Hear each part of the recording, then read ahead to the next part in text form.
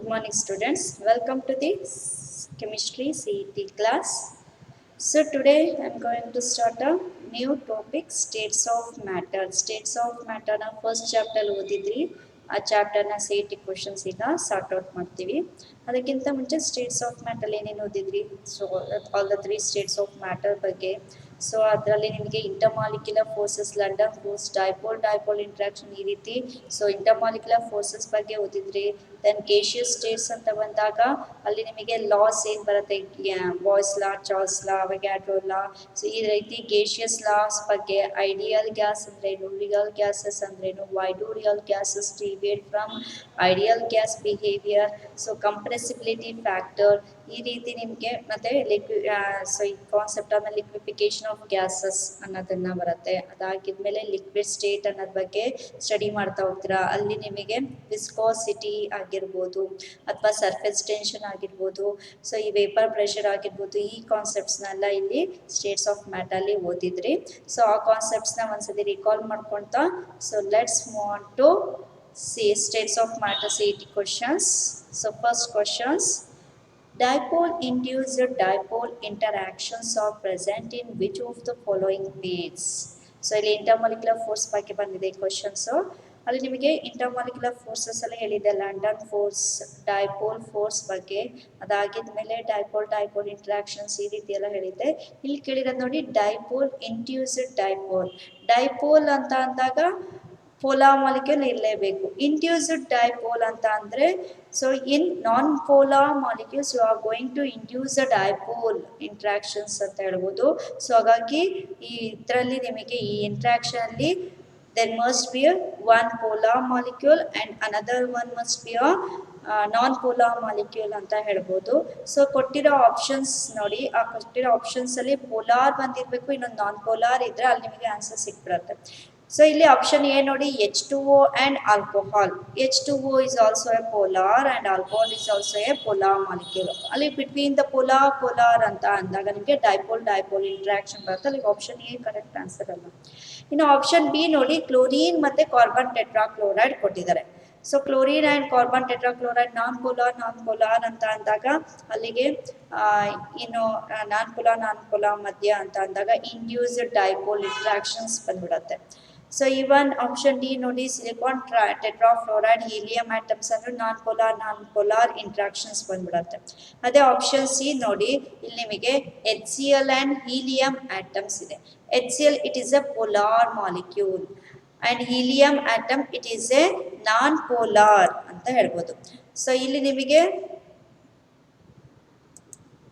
HCl ಏನಿದೆ, so ಅದು polar molecule. Helium atom it is a non polar. So ಅಲ್ಲಿಗೆ between a polar and non polar ಅಂತ ಅಂದರೆ ಯಾವ ಇಂಟ್ರಾಕ್ಷನ್ ಇರುತ್ತೆ, dipole and induced dipole interaction. ಇದು ಪೋಲಾರ್, ಇದು non polar.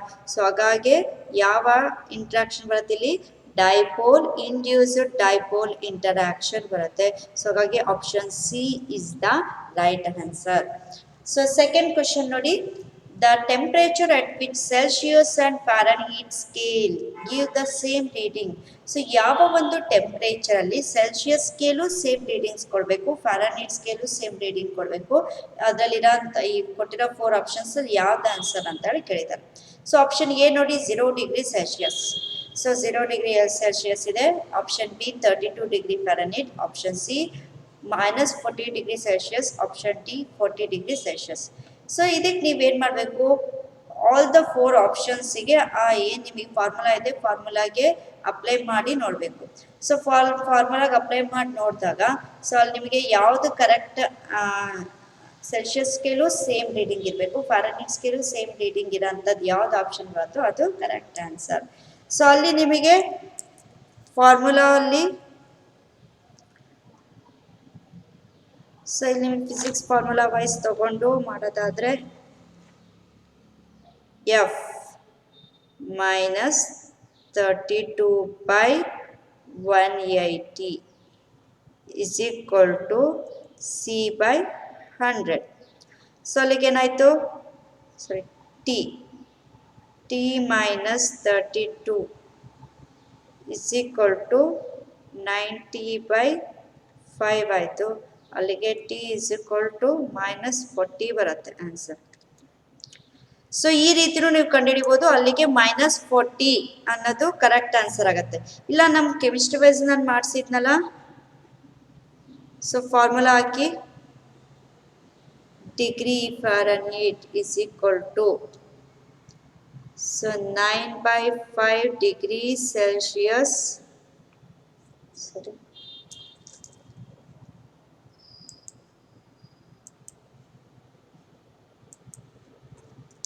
so 9/5 degree Celsius plus 32. So ಈಗ degree Celsius ನಂಗೆ ಹಿಂಗೂ ಆನ್ಸರ್ -40 ಅನ್ನೋ ಸಿಕ್ಕಿದೆ. ಈಗ ಡಿಗ್ರಿ ಸೆಲ್ಸಿಯಸ್ಗೆ -40 ಹಾಕ್ತೀನಿ ನೋಡಿ. ಅಲ್ಲಿಗೆ 9/5 -40 plus 32. 5 ones are 5 8s are 40. 9 8s are -72 plus 32. ಅಲ್ಲಿಗೆ ಎಷ್ಟಾಯಿತು? -40. -40 ಬಂತು. ಸೊ ಹಾಗಾಗಿ ಅಲ್ಲಿ ನಿಮ್ಗೆ ಏನಾಗುತ್ತೆ, -40 ಅಂತ ಅಂದ ತಕ್ಷಣನೇ ಆಪ್ಷನ್ ಸಿ ಇದೆ ನೋಡಿ ರೈಟ್ ಆನ್ಸರ್. ಸೊ ಇಲ್ಲೇನಾಗತ್ತೆ ನಿಮಗೆ 4 ಆಪ್ಷನ್ಸ್ ಅಲ್ಲಿ 4 ಆಪ್ಷನ್ಸ್ನ ವರ್ಕೌಟ್ ಮಾಡಬೇಕು. ಸೊ ಅಲ್ಲಿಗೆ ಸೆಲ್ಸಿಯಸ್ ಸ್ಕೇಲು ಸೇಮ್ ಇರಬೇಕು, ಫ್ಯಾರನ್ಹೀಟ್ ಸ್ಕೇಲು ಸೇಮ್ ಇರೋ ಅಂಥದ್ದು. ಸೊ ಯಾವ್ದಿರತ್ತೆ ರೀಡಿಂಗ್ ಅದು ಕರೆಕ್ಟ್ ಆನ್ಸರ್, ಯಾವ ಟೆಂಪ್ರೇಚರ್ ಅದು ಕರೆಕ್ಟ್ ಆನ್ಸರ್. ಸೊ ಇಲ್ಲಿ ನಿಮಗೆ ವರ್ಕೌಟ್ ಮಾಡಿದಾಗ -40 ಅನ್ನೋದು ತೊಗೊಂಡೆ ಡಿಗ್ರಿ ಸೆಲ್ಸಿಯಸ್ ಅಲ್ಲಿ ನೋಡಿ.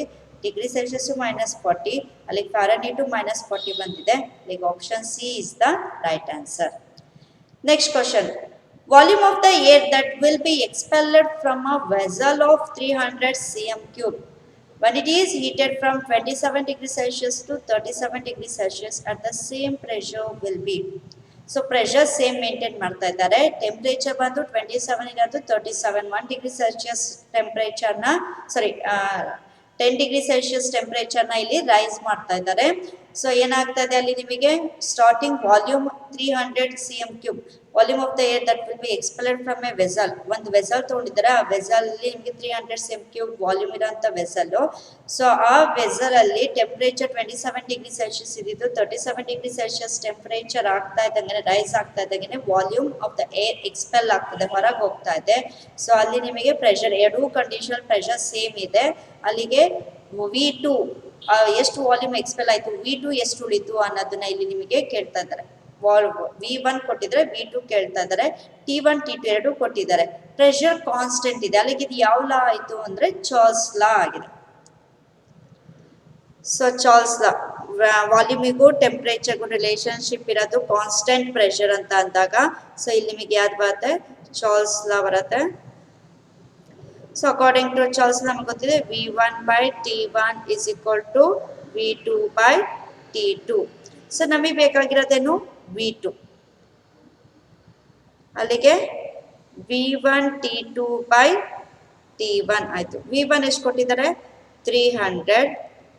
ಸೊ T2 ಅಂದರೆ 37 ಡಿಗ್ರಿ ಸೆಲ್ಸಿಯಸ್ ಅಲ್ಲಿ ಕೊಟ್ಟಿದ್ದಾರೆ, ಅದನ್ನ ನೀವು ಕೆಲ್ವಿನಿಗೆ ಕನ್ವರ್ಟ್ ಮಾಡಿ. 37 ಪ್ಲಸ್ 273 ಅಂತ ಅಂದರೆ 310 ಕೆಲ್ವಿನ್ ಆಗುತ್ತೆ. ಸೊ T1 27 ಕೊಟ್ಟಿದ್ದಾರೆ, 27ಗೆ 273ನ ಆ್ಯಡ್ ಮಾಡಿ 300 ಬರುತ್ತೆ. ಅಲ್ಲಿಗೆ 300 ಕೆಲ್ವಿನ್. ಇದು ಕೆಲ್ವಿನ್, ಇದು cm3.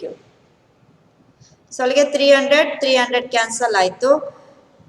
ಸೊ ಇಲ್ಲಿ ಕೆಲ್ವಿನ್ ಕ್ಯಾನ್ಸಲ್ ಆಯಿತು. ಉಳಿಯೋದೆ ನೋಡಿ V2 is equal to 310 cm3. So ಅಲ್ಲಿಗೆ ಆಪ್ಷನ್ ಎ 310 cm3.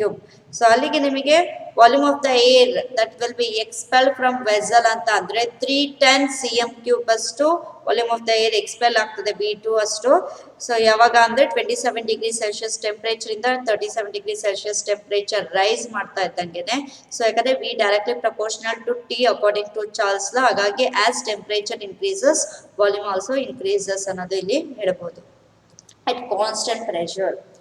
ಸೊ ಇಲ್ಲಿ ನೆಕ್ಸ್ಟ್ ನಿಮಗೆ ಯೂಸ್ ಆಫ್ ಫೋರ್ತ್ ಕ್ವಶನ್ ನೋಡಿ, use of hot air balloons in sports and meteorological observation is an application of. So hot air balloons ನಿಮಗೆ sports starting ಅಲ್ಲೇ sports ನಡೀತಾ ಇರ್ಬೇಕಾದ್ರೆ so ಬಲೂನ್ಸ್ನೆಲ್ಲ ಬಿಡ್ತಾ ಇರ್ತಾರೆ. Hot air ಬಲೂನ್ಸ್ನ ಏನು ಯೂಸ್ ಮಾಡ್ತಾರೆ, ಸೊ ಮೆಟೀರಿಯಾಲಜಿಕಲ್ ಅಬ್ಸರ್ವೇಷನ್ ಆಗಿರ್ಬೋದು. ಸೊ ಅದು ಯಾವ ಅಪ್ಲಿಕೇಶನ್ ಅಂತ ಅಂದರೆ it is application of Boyle's law. ಯಾಕೆ? ಸೊ ಬಾಯ್ಸ್ ಲಾ ಏನ ಹೇಳುತ್ತೆ, P inversely proportional to volume, as pressure increases volume decreases ಅಂತ ಹೇಳುತ್ತೆ. ಸೊ ಅಥವಾ as pressure decreases volume increases. So ಅಲ್ಲಿ ನಿಮಗೆ ಹಾಟ್ ಏರ್ ಬಲೂನ್ಸ್ ಅಂತಾನೆ ತಗೊಂಡ್ರೆ ಅಲ್ಲಿ ಏನಾಗುತ್ತೆ, ನಿಮಗೆ ಹಾಟ್ ಏರ್ ಬಲೂನ್ಸ್ನ ಹಿಂಗೆ ಬಿಡ್ತಾ ಹೋಗ್ತಾರೆ. ಅಟ್ ಹೈಟ್ ಹೋಗ್ತಾ ಇದ್ದಾಗೂ ಪ್ರೆಷರ್ ಏನಾಗುತ್ತೆ, ಕಮ್ಮಿ ಆಗುತ್ತೆ. ಪ್ರೆಷರ್ ಕಮ್ಮಿ ಆದಾಗೂ ವಾಲ್ಯೂಮ್ ಜಾಸ್ತಿ ಆಗ್ತಾ ಹೋಗುತ್ತೆ. ಸೊ ಆ ಒಂದು ಪ್ರಿನ್ಸಿಪಲ್ ಮೇಲೆ ಹಾಟ್ ಏರ್ ಬಲೂನ್ಸ್ ವರ್ಕ್ ಆಗುತ್ತೆ ಅಂತ ಹೇಳ್ಬೋದು. ಹಾಗಾಗಿ it's a application of Boyle's law. ಹಾಗಾಗಿ option A is the right answer.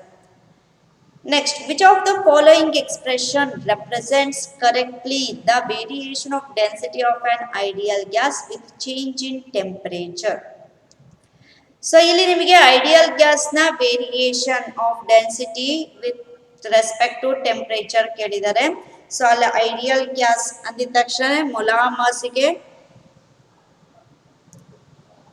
Relate ಆಗೋದು ಈ ಒಂದು ಕ್ಲಾಸಲ್ಲೂ ಮಾಡಿದ್ದೆ, M is equal to D R T by P ಆಗುತ್ತೆ. ಸೊ ವೇರ್ ಎಮ್ ಅನ್ನೋದು ಇಲ್ಲಿ ನಮಗೆ ಕಾನ್ಸ್ಟೆಂಟ್, ಸೊ ಕಾನ್ಸ್ಟೆಂಟ್ ಮೇಂಟೈನ್ ಮಾಡ್ತಾ ಇದ್ದೀವಿ. ಹಾಗಾಗಿ ಎರಡು, ಸೊ ರೆಸ್ಪೆಕ್ಟಿವ್ ಡೆನ್ಸಿಟಿ ಅಂತ ತಗೊಂಡಾಗ, ರೆಸ್ಪೆಕ್ಟಿವ್ ಪ್ರೆಷರ್ ಅಂತ ತಗೊಂಡಾಗ ಅಲ್ಲಿ ನಿಮಗೆ ರೆಸ್ಪೆಕ್ಟಿವ್ ಟೆಂಪರೇಚರ್ ಅಂತ ಎರಡು ಕಂಡೀಷನ್ ವೇರಿಯೇಷನ್ಸ್ನ ತಗೊಂಡ್ರೆ ಎಮ್ ಕಾನ್ಸ್ಟೆಂಟ್ ಇರುತ್ತೆ. ಇವನ್ ನಮಗೆ ಗೊತ್ತಿದೆ R is also universal constant. ಹಾಗಾಗಿ ಇಲ್ಲಿ ನಿಮಗೆ ಏನಾಗುತ್ತೆ, ಕಾನ್ಸ್ಟೆಂಟ್ ಆಗಿರೋದ್ರಿಂದ D1 RT1 by P1 is equal to D2 RT2 by P2. ಯಾಕೆಂದ್ರೆ D1 RT1 by P1 is equal to M, D2 RT2 by P2 is also equal to M. ಎರಡು condition M ಗೆ equal ಆಗಿದೆ ಅಂದ್ರೆ M is a constant. So ಹಾಗಾಗಿ ಅವಾಗ ಆ condition ಏನಾಗುತ್ತೆ, D1 RT1 by P1 is equal to D2 RT2 by P2 ಆಗುತ್ತೆ, where are is A constant. So ಹಾಗಾಗಿ ಅಟ್ ಲಾಸ್ಟ್ ನಮಗೆ ಸಿಗೋದೇನು, D1 T1 by P1 is equal to D2 T2 by P2 ಅಂತ ಸಿಗುತ್ತೆ. So ಇದ್ರಲ್ಲಿ ನಾನು ಡಿಅರೇಂಜ್ಮೆಂಟ್ ಮಾಡ್ತೀನಿ, ಅಲ್ಲಿಗೆ D2 ನ ಹೊರಗೆ ತೆಗಿತೀನಿ. ಡೆನ್ಸಿಟಿ ವೇರಿಯೇಷನ್ ಆಫ್ ಡೆನ್ಸಿಟಿನೇ ಕೇಳಿರೋದ್ರೆ D2 ತೆಗಿತೀನಿ. ಸೊ D2 ಹೊರಗೆ ತೆಗ್ದೆ ಅಂತ ಅಂದಾಗ ಅಲ್ಲಿ ಏನಾಯ್ತು, P2 T1 D1 by P1 T2. So ಅಲ್ಲಿಗೆ variation of density of an ideal gas with change in temperature ಅಂತ ಕೇಳಿದ್ರೆ ಸೊ ಈ ಎಕ್ಸ್ಪ್ರೆಷನ್ ಬರುತ್ತೆ. ಅಲ್ಲಿಗೆ D2 is equal to P2 T1 D1 by P1 T2. So ಅಲ್ಲಿಗೆ option ಅಲ್ಲಿ correct answer ನೋಡಿ, yes option A is the right answer. T2 is equal to P2 T1 D1 by P1 T2. So ಇದು ಯಾವುದಕ್ಕೆ expression ಅಂದ್ರೆ variation of density of an ideal gas with change in temperature. So next ನೋಡಿ, the gas constant ಅಥವಾ universal constant ಅಂತ ಅಂತೀವಿ, R is A constant. ಯಾವ condition ಅಲ್ಲಿ options ಕೊಟ್ಟಿದ್ದಾರೆ, only for real gases, only for ideal gases, both for real gas and ideal gas, neither for real nor for ideal gases. So R is a gas constant ಅಂತ ಹೇಳ್ತೀವಿ. ಇವನ್ ಅದಕ್ಕೆ ಇನ್ನೂ ಒಂದು ಹೆಸರಿದೆ, ಏನು, universal gas constant. Universal gas constant ಅಂದ್ರೆ so it's a constant for gas, the gas either may be real gases or ideal gas, ಎರಡಕ್ಕೂ apply ಆಗುತ್ತೆ. ಸೊ ಹಾಗಾಗಿ option C is the right answer, both for real and ideal gas. Real ಗ್ಯಾಸ್ಗೂ R value constant ತೊಗೊಳ್ತೀವಿ, ideal ಗ್ಯಾಸ್ಗೂ R constant ತೊಗೊಳ್ತೀವಿ. ಹಾಗಾಗಿ option C is the right answer.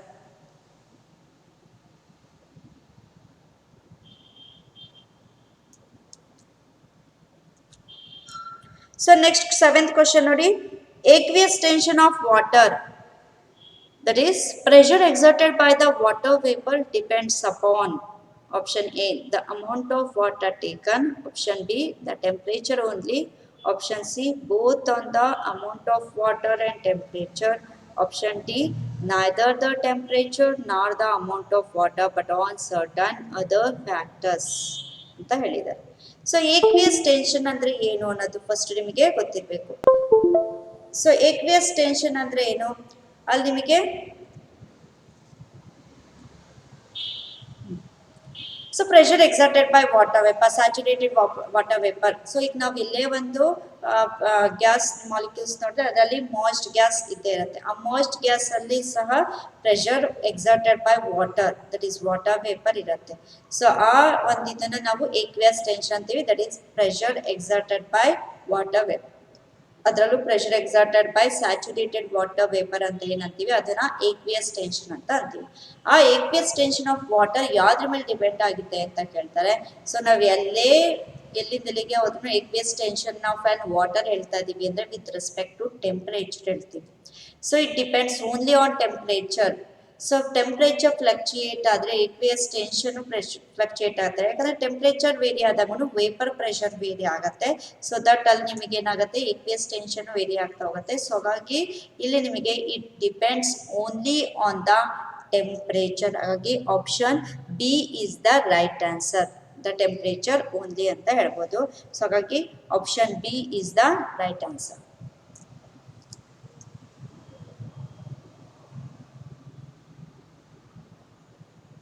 So next question ನೋಡಿ,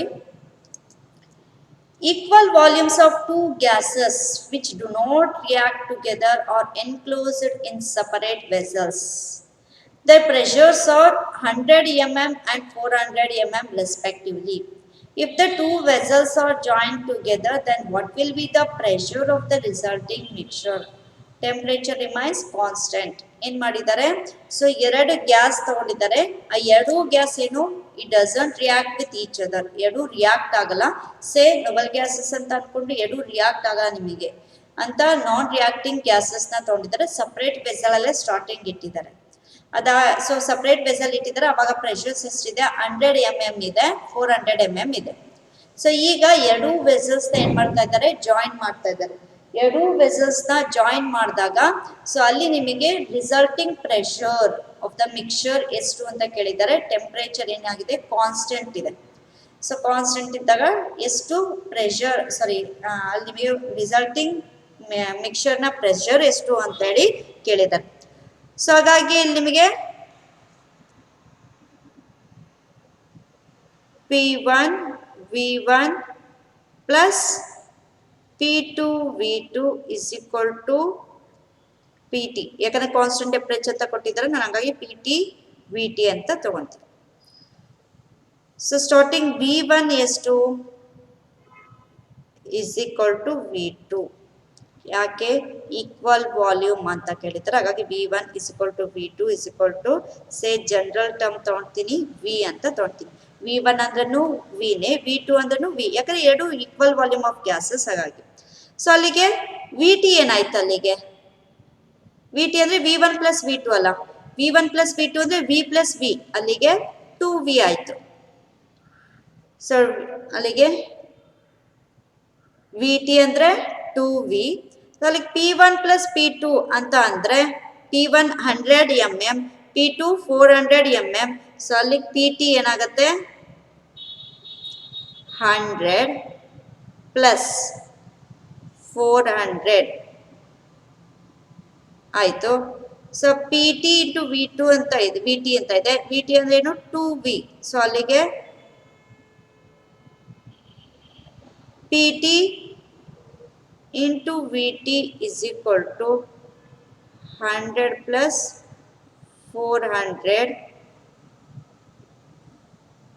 VT ಅಂದರೆ ನಾವೇನು ತೊಗೊಂಡಿದ್ದೀವಿ, 2V ಅಂತ ತೊಗೊಂಡಿದ್ದೀನಿ. ಸೊ 2V ಅಂತ ಅಂದರೆ ಇಲ್ಲೇನು ಇಲ್ಲ ಅಂದರೆ 1 ಅಂತ ಅಂದ್ಕೊಂಡ್ರೆ 1 ಇಂಟು 2V ಅಂತ ಅಂದರೆ ಇಲ್ಲೇನಾಯಿತು, PT is equal to 100 plus 400 by 2. That is 500 by 2 ಅಂತ ಅಂದರೆ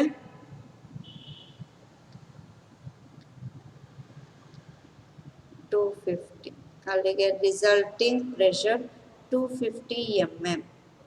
ಸೊ ಎರಡು ಸಿಂಪಲ್ ಆಗಿ ಹೇಳ್ಬೇಕು ಅಂದ್ರೆ ಎರಡು ನಾನ್ ರಿಯಾಕ್ಟಿಂಗ್ ಗ್ಯಾಸಸ್ ಆಗಿರೋದ್ರಿಂದ ಎರಡು ಪ್ರೆಷರ್ನ ಸೊ ಟೋಟಲ್ ಸಮ್ ಮಾಡ್ತೀವಿ. ಇವನ್ ನಾವು ಡಾಲ್ಟನ್ಸ್ ಲಾ ಆಫ್ ಪಾರ್ಷಿಯಲ್ ಪ್ರೆಷರ್ ಮಾಡ್ತಾ ಇದ್ವಿ, P1 + P2 + P3 ಈ ರೀತಿ ಟೋಟಲ್ ಪ್ರೆಷರ್ನ ಮಾಡ್ತೀವಿ. ಟೋಟಲ್ ಪ್ರೆಷರ್ ಮಾಡಿ so equal volume of gases ಆಗಿರೋದ್ರಿಂದ ಸೊ ಟೋಟಲ್ ಏನು ನಿಮಗೆ ಗ್ಯಾಸಸ್ ಬರುತ್ತೆ ಅದರಿಂದ ಡಿವೈಡ್ ಮಾಡಿದ್ರೆ ಸೊ ಏನಾಗುತ್ತೆ ನಿಮಗೆ ರಿಸಲ್ಟಿಂಗ್ ಪ್ರೆಷರ್ ಸಿಗ್ತಾ ಹೋಗುತ್ತೆ, ಮಿಕ್ಸರ್ ಸಿಗುತ್ತೆ. ಸೊ ಹಾಗಾಗಿ 250 ml ಅಲ್ಲಿಗೆ 100 + 400 ಅಂತ ಅಂದಾಗ ಅಲ್ಲಿ ನಿಮಗೆ ಎಷ್ಟಾಯ್ತು 500 ಆಯ್ತು. ಇದು ಈಚ್ ಸೊ ಎರಡು ಮಿಕ್ಸರ್ನ ನಿಮಗೆ ಗ್ಯಾಸಸ್ನ ಪ್ರೆಷರ್ನ ರಿಸಲ್ಟ್ ಬೇಕು ಅಂತ ಅಂದಾಗ ಅಲ್ಲಿ ನಿಮಗೆ ವಾಲ್ಯೂಮ್ ಏನಾಗ್ತದೆ 2V ಆಗ್ತದೆ. ಹಾಗಾಗಿ ಡಿವೈಡೆಡ್ ಬೈ 2 ಮಾಡಿದೆ. ಸೊ 250 mm ಬಂತು. ಅಲ್ಲಿಗೆ option D is the right answer. Next ನೋಡಿ, a bottle of ammonia and a bottle of dry hydrogen chloride connected through a long tube are opened simultaneously at both ends. The white ammonia chloride ring first formed will be. ಏನು ಮಾಡಿದ್ದಾರೆ, ammonia bottle ಅಂತ ತಗೊಂಡಿದ್ದಾರೆ, dry hydrogen chloride bottle ಅಂತ ತಗೊಂಡಿದ್ದಾರೆ. ಎರಡು ಬಾಟಲ್ನ long tube ಅಲ್ಲಿ so connect ಮಾಡಿದ್ದಾರೆ. Connect ಮಾಡಿ ಸೈಮಲ್ಟೇನಿಯಸ್ ಆಗಿ ಎರಡೂ ಎಂಡ್ನ ಓಪನ್ ಮಾಡಿದ್ದಾರೆ. ಓಪನ್ ಮಾಡಿದಾಗ ಆಬ್ವಿಯಸ್ಲಿ ರಿಯಾಕ್ಷನ್ ಆಗೇ ಆಗುತ್ತೆ. ಯಾಕಂದ್ರೆ ammonia plus hydrogen chloride that is NH3 + HCl ಅಂದ್ರೆ NH4Cl ಅಮೋನಿಯಂ ಕ್ಲೋರೈಡ್ ಫಾರ್ಮೇಶನ್ ಆಗುತ್ತೆ. ಇಲ್ಲಿ ಕೇಳಿರೋದು ಏನು ಕ್ವಶನ್, ಅಮೋನಿಯಂ ಕ್ಲೋರೈಡ್ ರಿಂಗ್ ಏನ್ ಫಾರ್ಮೇಶನ್ ಆಗುತ್ತೆ ಅದು ಅಮೋನಿಯಾ ಬಾಟಲ್ ಇತ್ತಲ್ಲ ಆ ಸೈಡ್ ಫಸ್ಟ್ ಫಾರ್ಮೇಶನ್ ಆಗುತ್ತಾ ಅಥವಾ ಹೈಡ್ರೋಜನ್ ಕ್ಲೋರೈಡ್ ಸೈಡ್ ಇರೋ ಬಾಟಲ್ ಅಲ್ಲಿ first ammonium chloride ring formation ಆಗುತ್ತಾ ಅಂತ ಕೇಳಿದ್ದಾರೆ. ಸೊ ಆಪ್ಷನ್ ನೋಡಿ, at the centre of the tube formation ಆಗುತ್ತಾ, option B near the hydrogen chloride bottle, option C near the ammonia bottle, ಅಥವಾ option D throughout the length of the tube ಅಂತ ಕೇಳಿದ್ದಾರೆ. So ಇಲ್ಲಿ ನಿಮಗೆ ಡಿಫ್ಯೂಷನ್ ಮೇಲೆ ಇದು depend ಆಗುತ್ತೆ. So diffusion R ಅಂತ ತಗೊಳ್ತೀನಿ, it directly proportional to 1/√of molar mass. So diffusion ಏನಿದೆ it inversely proportional to molar mass. As molar mass increases, diffusion decreases. As molar mass decreases, diffusion increases. So ಎರಡು gas, ಒಂದು ammonia ಇನ್ನೊಂದು HCl, ಎರಡರಲ್ಲೂ molar mass ನೋಡಿ. So ಇಲ್ಲಿ ನಿಮಗೆ 14 + 3 17 ಆಯಿತು, ಇಲ್ಲಿ 36.5 ಮೊಲಾರ್ ಮಾಸ್. ಆದರೆ ಇವೆರಡರಲ್ಲೂ ಕಮ್ಮಿ ಮೊಲಾರ್ ಮಾಸ್ ಇರೋದು ಯಾವುದಕ್ಕೆ, ಅಮೋನಿಯಾಗೆ. ಸೊ ಮೊಲಾರ್ ಮಾಸ್ ಕಮ್ಮಿ ಇದೆ ಅಂತ ಅಂದರೆ ಡಿಫ್ಯೂಷನ್ ಏನಾಗಿರುತ್ತೆ, ಜಾಸ್ತಿ ಇರುತ್ತೆ. ಸೊ ಡಿಫ್ಯೂಷನ್ ಇದು ಜಾಸ್ತಿ ಆಗತ್ತೆ ಅಂದರೆ ಇದು ಬೇಗ HCl ಸೈಡು ಹೋಗಿ ಡಿಫ್ಯೂಸ್ ಆಗುತ್ತೆ. ಅಮೋನಿಯಾ ಬೇಗ ಹೋಗಿ HCl ಸೈಡ್ ಹೋಗಿ ಡಿಫ್ಯೂಸ್ ಆಯಿತು ಅಂದರೆ first ammonium chloride ring formation ಆಗೋದು ಎಲ್ಲಿ, ಅಲ್ಲಿಗೆ HCl ಹತ್ರ. ಸೊ HClಗೆ ಹೈಯರ್ ಮೊಲಾರ್ ಮಾಸ್ ಇರೋದ್ರಿಂದ HCl ಮೂವ್ ಆಗಲ್ಲ ammonia side, but molar mass of ammonia ಕಮ್ಮಿ ಇರೋದ್ರಿಂದ ಅಮೋನಿಯಾ HCl ಸೈಡ್ ಹೋಗಿ ಡಿಫ್ಯೂಷನ್ ಬೇಗ ಆಗತ್ತೆ. ಹಾಗಾಗಿ ಡಿಫ್ಯೂಷನ್ ಇದು ಅಮೋನಿಯಾ ಹೋಗಿ ಆಗೋದ್ರಿಂದ first ammonium chloride ring formation ಆಗೋದು near the hydrogen chloride bottle. ಹಾಗೆ option B is the right answer. Hydrogen chloride bottle ಹತ್ರ ನಿಮಗೆ first diffusion hydrogen chloride bottle ಹತ್ರ first ammonium chloride ring formation ಆಗುತ್ತೆ ಅಂತ ಹೇಳ್ಬೋದು. ಸೊ ನೆಕ್ಸ್ಟ್ ನೋಡಿ, which of the following gases would have the highest RMS velocity at 25 degree Celsius? So ಇಲ್ಲಿ ನಿಮಗೆ first highest RMS velocity 25 degree Celsius ಟೆಂಪರೇಚರ್ಲಿ ಯಾವ gas ಇದೆ ಅಂತ ಕೇಳಿದ್ದಾರೆ. Option A oxygen, option B carbon dioxide, option C sulphur dioxide, option D carbon monoxide. So ಇಲ್ಲಿ ನಿಮಗೆ velocity of RMS ಅಂತ ಅಂದರೆ ಇಲ್ಲೂ ಒಂದು ನಿಮಗೆ ಫಾರ್ಮುಲಾ ಇದೆ. Velocity of RMS is equal to √3RT/m. ಅಲ್ಲಿಗೆ velocity RMS velocity is inversely proportional to molar mass ಅಂತ ಆಯಿತು. ಸೊ ಅವ್ರು ಕೇಳಿರೋದು ಹೈಯೆಸ್ಟ್ RMS ಅಂತ ಕೇಳಿದ್ದಾರೆ, ವೆಲಾಸಿಟಿ ಕೇಳಿದ್ದಾರೆ. ಹೈಯೆಸ್ಟ್ ವೆಲಾಸಿಟಿ ಬರಬೇಕು ಅಂದರೆ ಮೊಲಾರ್ ಮಾಸ್ ಏನಾಗಿರಬೇಕು, ಕಮ್ಮಿ ಇರಬೇಕು. ಮೊಲಾಮಸ್ ಕಮ್ಮಿ ಇರೋ ಅಂತ ಗ್ಯಾಸಿಗೆ ಮಾತ್ರ highest R M S velocity ಇರುತ್ತೆ. ಈ ಕೊಟ್ಟಿರೋ 4 ಆಪ್ಷನ್ನ ಮೊಲಾಮಸ್ ನೋಡ್ಕೊಳ್ಳಿ, ಅವಾಗ ನಿಮಗೆ ಆನ್ಸರ್ ಸಿಗುತ್ತೆ. ಸೊ ಆಕ್ಸಿಜನ್ ಅಂತ ಅಂದ್ರೆ ಆಕ್ಸಿಜನ್ ಮಾಲಿಕ್ಯೂಲ್ 32 ಗ್ರಾಮ್ ಬರುತ್ತೆ. ಕಾರ್ಬನ್ ಡೈಆಕ್ಸೈಡ್ ಅಂತ ಅಂದ್ರೆ ಇಲ್ಲೂ ನಿಮಗೆ ಏನಾಗುತ್ತೆ 44 ಗ್ರಾಮ್ ಬರುತ್ತೆ. ಸೊ ಸಲ್ಫರ್ ಡೈಆಕ್ಸೈಡ್ SO2 ಅಂತ ಅಂದ್ರೂ 32 ಪ್ಲಸ್ 32 64 ಬರುತ್ತೆ ಸಲ್ಫರ್ ಡೈಆಕ್ಸೈಡ್ ಅಂದ್ರೆ. ಸೊ ಕಾರ್ಬನ್ ಮೊನಾಕ್ಸೈಡ್ CO ಅಂತ ಅಂದ್ರೆ 12 ಪ್ಲಸ್ 16 28. ಸೊ ಇಲ್ಲಿ 32, ಇಲ್ಲಿ 44, ಇಲ್ಲಿ 64, ಇಲ್ಲಿ 28. ಅಲ್ಲಿಗೆ ಇರೋ 4 ಆಪ್ಷನ್ ಅಲ್ಲಿ ಸೊ ಲೋಯೆಸ್ಟ್ ಮೊಲಾರ್ ಮಾಸ್ ಇರೋದು ಯಾವುದಕ್ಕೆ? ಕಾರ್ಬನ್ ಮೊನಾಕ್ಸೈಡ್ಗೆ. So though carbon monoxide possess lower molar mass, because of its lower molar mass it possesses highest RMS velocity ಅಂತ ಹೇಳ್ಬೋದು. So among these 4 gases carbon ಮೊನಾಕ್ಸೈಡ್ಗೆ molar mass ಕಮ್ಮಿ ಇರೋದ್ರಿಂದ highest RMS velocity ಇರುತ್ತೆ. ಯಾಕಂದ್ರೆ according to this formula velocity of RMS is equal to square root of 3RT/m ಏನ್ formula ಇದೆ, molar ಮಾಸ್ಗೆ inversely proportional ಆಗಿರೋದ್ರಿಂದ ಕಮ್ಮಿ ಮೊಲಾರ್ ಮಾಸ್ ಇರೋಂಥ ಗ್ಯಾಸ್ಗೆ ಹೈಯೆಸ್ಟ್ RMS ವೆಲಾಸಿಟಿ ಇರುತ್ತೆ. ಹಾಗಾಗಿ carbon monoxide option D is the right answer.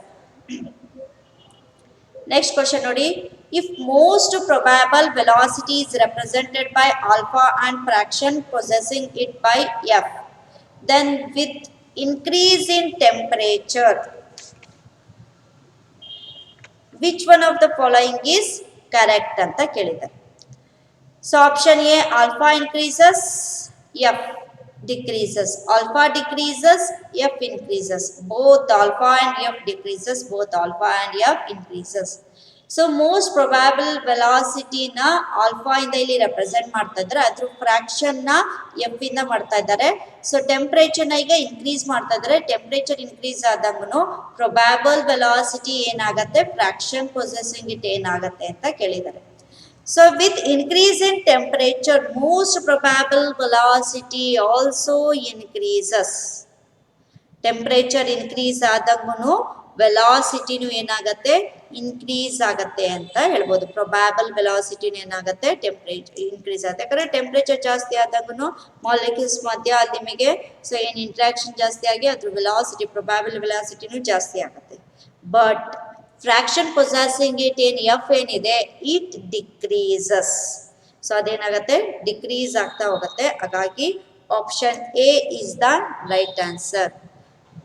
Temperature directly proportional to most probable velocity. So as temperature increases, most probable velocities also increases, but fraction possessing the most probable velocity going to decreases. ಹಾಗಾಗಿ option A is the right answer ಅಂತ ಹೇಳ್ಬೋದು. Next ನೋಡಿ, at STP ಅಂದ್ರೆ standard temperature pressure. at STP 0.50 mole hydrogen gas and 1.0 mole helium gas.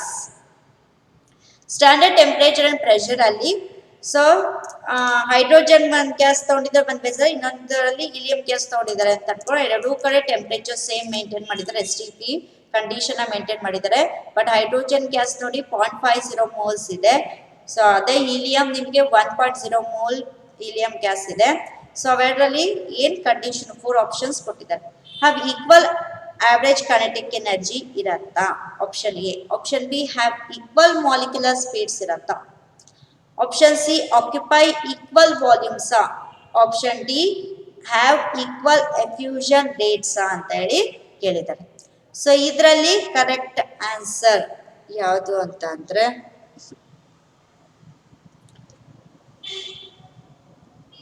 average kinetic energy is equal to 3/2 kT. So ಅಲ್ಲಿಗೆ average kinetic energy directly proportional to temperature ಅಂತ ಹೇಳ್ಬೋದು. So ಹಾಗಾಗಿ temperature rise ಆದಾಗೂ kinetic energy rise ಆಗುತ್ತೆ. At S T P ಅಂತ ಕೊಟ್ಟಿದ್ದಾರೆ, constant temperature ನ maintain ಮಾಡ್ತಾ ಇದ್ದಾರೆ. ಸೊ ಎರಡೂ ಕಡೆ ಟೆಂಪರೇಚರ್ ಸೇಮ್ ಇರೋದ್ರಿಂದ ಆವರೇಜ್ ಕೈನೆಟಿಕ್ ಎನರ್ಜಿನೂ ಸಹ ಸೇಮ್ ಇರುತ್ತೆ. ಹಾಗಾಗಿ option A have equal average kinetic energy ಅಂತ ಹೇಳ್ಬೋದು. Option A is the right answer. Next question ನೋಡಿ, the compressibility factor for an ideal gas is. So ideal ಗ್ಯಾಸ್ನ ಕಂಪ್ರೆಸಿಬಿಲಿಟಿ ಫ್ಯಾಕ್ಟರ್ ಎಷ್ಟು ಅಂತ ಹೇಳಿ ಕೊಟ್ಟಿದ್ದಾರೆ ಐಡಿಯಲ್ ಗ್ಯಾಸ್ಗೆ. Option A 0, option B 1.0, option C 2, option D infinity. ಯಾವ್ದಿರ್ಬೋದು? ಸೊ ನಾನು compressibility factor ಮಾಡಿದ್ದೆ, Z is equal to PV by NRT ಅಂತ ಹೇಳಿ. ಸೊ ಅಲ್ಲಿಗೆ ಐಡಿಯಲ್ ಗ್ಯಾಸ್ಗೆ ಪಿ ವಿನೂ ಒಂದೇ ಆಗಿರುತ್ತೆ, NRTನೂ ಒಂದೇ ಆಗಿರುತ್ತೆ.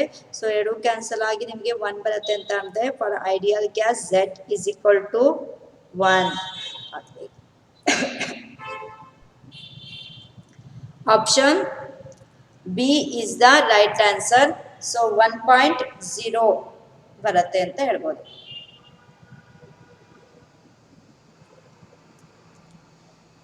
14th question ನೋಡಿ, ammonia can be liquefied at ordinary temperature without the application of pressure, but oxygen cannot because. So ammonia na ನೀವು just at ordinary temperature, at room temperature ನಾವೇನ್ ಮಾಡ್ಬೋದು, ಲಿಕ್ವಿಫೈ ಮಾಡ್ಬೋದು. ಅದಕ್ಕೆ ಎಕ್ಸ್ಟ್ರಾ ಪ್ರೆಷರ್ ಅಪ್ಲೈ ಮಾಡಬೇಕು ಅಂತ ಏನಿಲ್ಲ. ಆದ್ರೆ ಆಕ್ಸಿಜನ್ಗೆ ಆಗಲ್ಲ. ಸೊ ಅಲ್ಲಿ ಆಕ್ಸಿಜನ್ಗೆ ನಾವು ಪ್ರೆಷರ್ ಅಪ್ಲೈ ಮಾಡೇ ನಾವು ಲಿಕ್ವಿಫಿಕೇಶನ್ ನ ಮಾಡಬೇಕಾಗತ್ತೆ. ಯಾಕೆ? Option A, it's critical temperature is very high.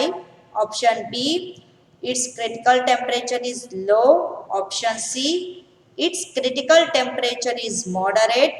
Option D, it's critical temperature is higher than that of the ammonia.